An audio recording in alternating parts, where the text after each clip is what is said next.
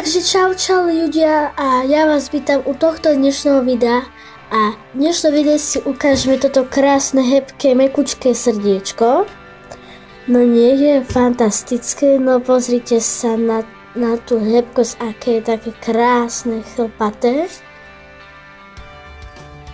Aké mekučké, fakt. Pozrite, môžeme ho takto stláčať. A proste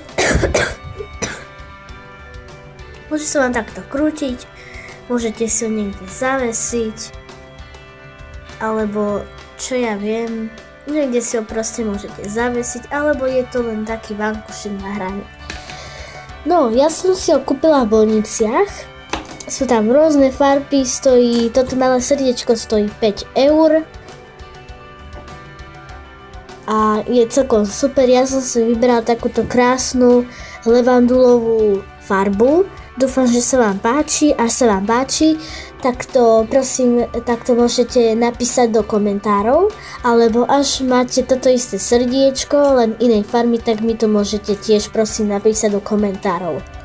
No,